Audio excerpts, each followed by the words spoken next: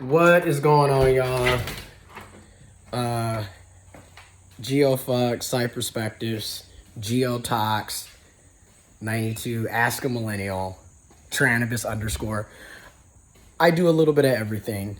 Okay, but this video is based off of a tweet on Twitter. Again, I love Twitter. It's just constant thoughts and conversation. And it's really something that I appreciate more and more as I get older. But in this particular tweet on Twitter, the person was basically discussing how people can go on dates, meet new people, have new connections. It still doesn't necessarily mean that you are not still in love with an ex person. It doesn't necessarily mean that you no longer have feelings for an ex person.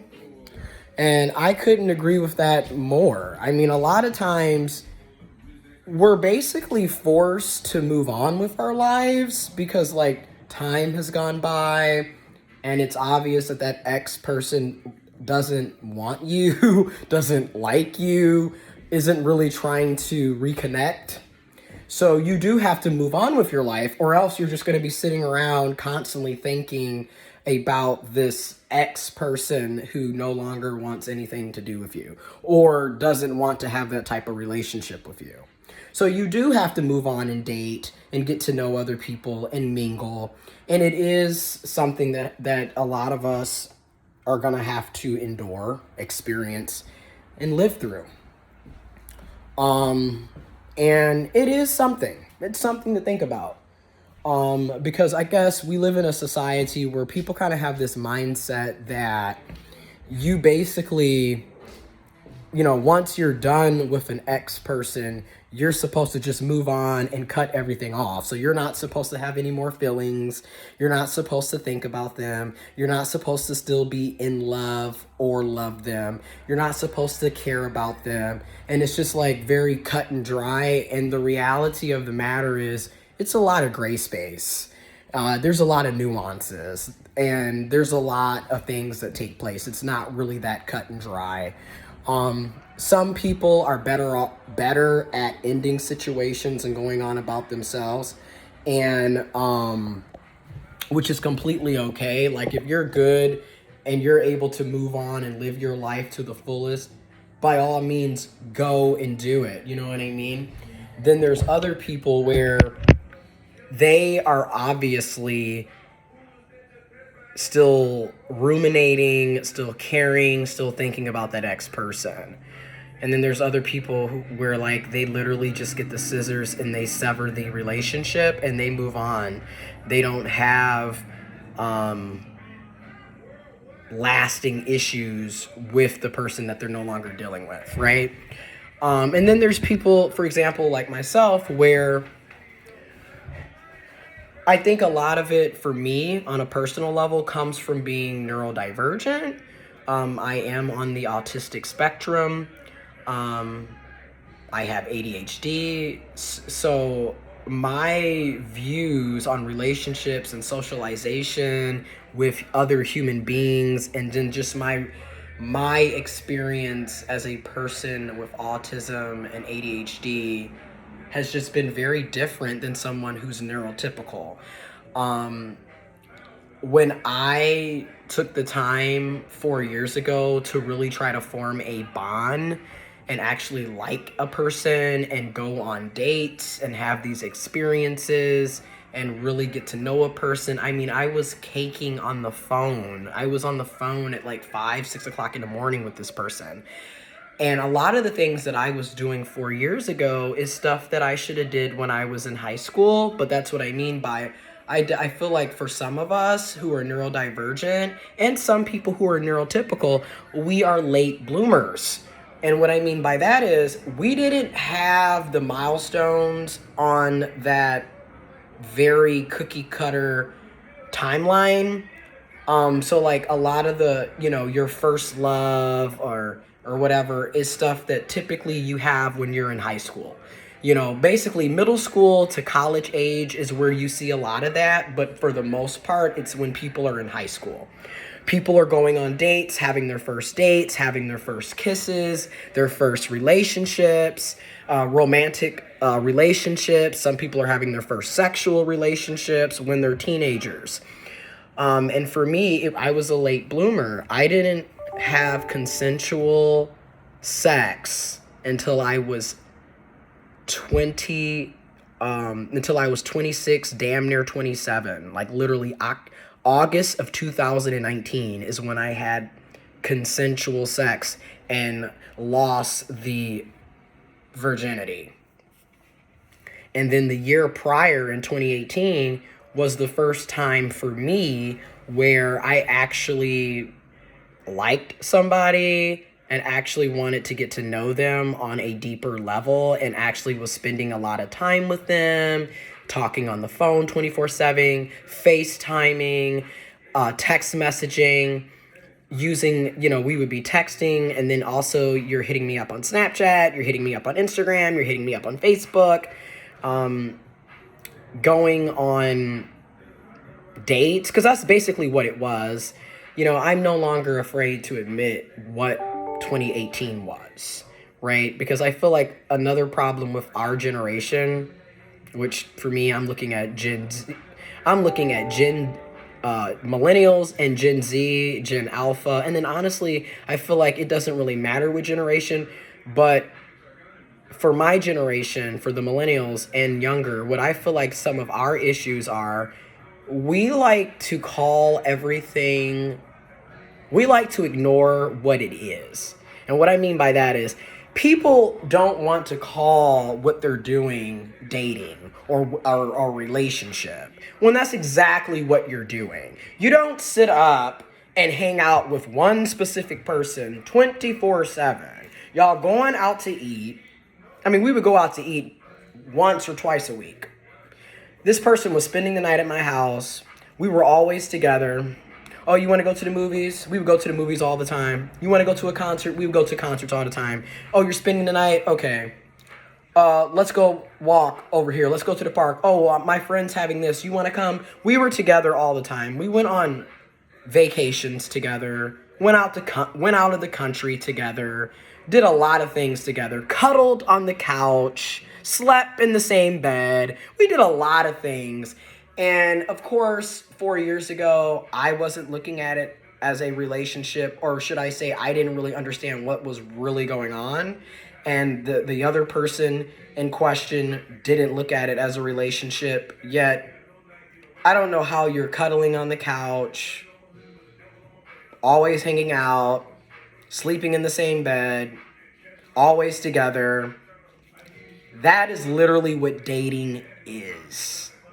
But of course, in our generation, it's like such an issue with people owning up to having feelings, owning up to being responsible for the relationships that they're creating. So people go out of their way to avoid saying the R word or saying that it's dating, when that's exactly what you're doing. You're not sitting up taking pictures together and doing all of this just because you guys are friends. Okay? And then on top of that, friends are not cuddling on the couch.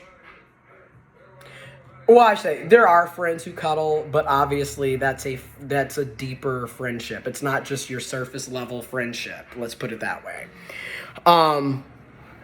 So, and like, I was discarded like trash the day, basically Thanksgiving Day of 2018. And then it was official December 15 when this person sent a text message.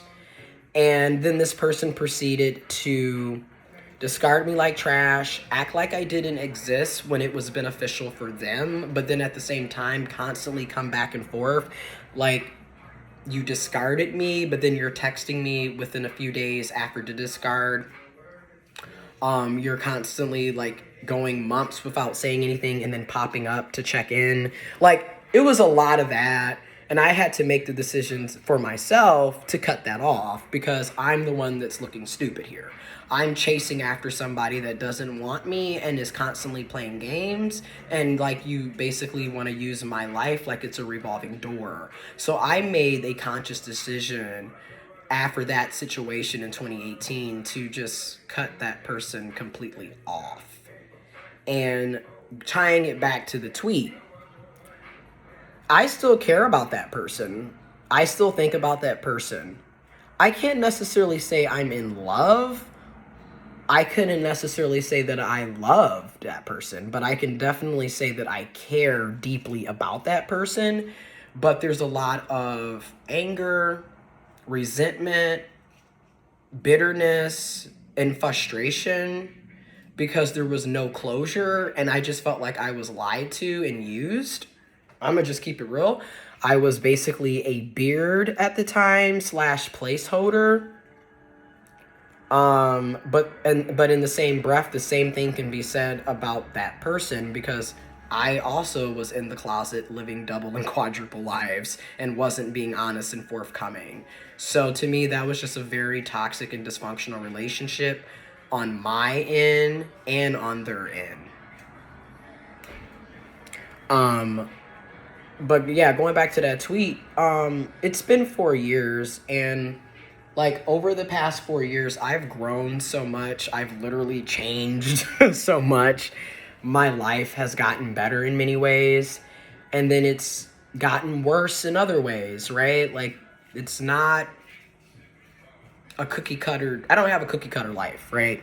So some days are great, some days are okay, some days suck. You know what I mean? It is what it is.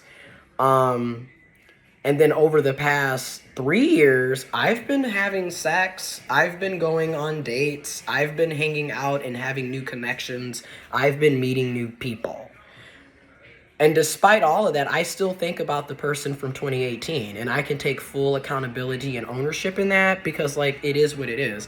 I think, again, that arguably the person from 2018 could be considered my first love. You know what I mean? And again, late bloomer, these are things that, typically people do when they're 14, 15, 16, 17, which that's just it. I feel like when you have it at the typical age, it makes life better because you get over the heartbreak and you move on with your life. Where when you're fucking 25, damn near 26, having your first heartbreak, it's a lot to process, especially when you're neurodivergent as it is. I'm already not quite understanding a lot of these social norms and relationships and how to interact with other people. And then a lot of that also had to do with the fact that I was living in the closet and living a double life. Like, I was not able to be myself. So,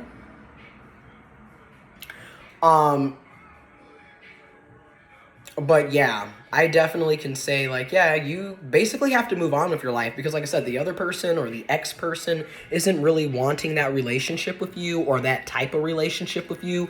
Or in my case, you've been completely discarded like trash anyways. So you need to move on.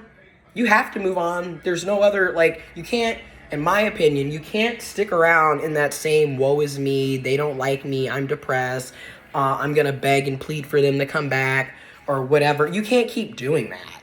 Like, it gets old and it gets tiring and you do have to move on, in my opinion. So that's what I've been doing. And like, I've met a lot of people. I've had my connections. I went on dates.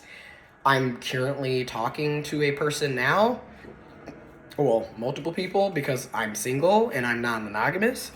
But I do think when you're healing in these situations, I do think it's really important that you stay single for at least 6 months to a year, in my opinion, because you need to have time to decompress. You need to have time to reflect. You need to have time to potentially go to therapy, counseling, and heal, and just be a single person. Now, me, I took it to the extreme because it's literally been 4 years, and I'm still single and non-monogamous, because I personally just feel like again, I'm a late bloomer, and that was very heartbreaking for me personally. That was very soul crushing. That was very mentally draining and exhausting, and my feelings were very much hurt. So the idea of trying to get to know somebody on a deeper level at this moment is still very scary because I don't have another talking stage in me. I'm just going to be honest. I don't have another, I'm about to waste your time and my time and like play all these mind games and act like I care about you when I don't. I don't have time. Like, and now that I am affirming my gender and my sexuality and I'm living my truths, I don't have time for bullshit. That's the best way to put it. So yeah, that tweet on Twitter had my thoughts. Let me know what y'all think. Information is in the description box below, and I'm out.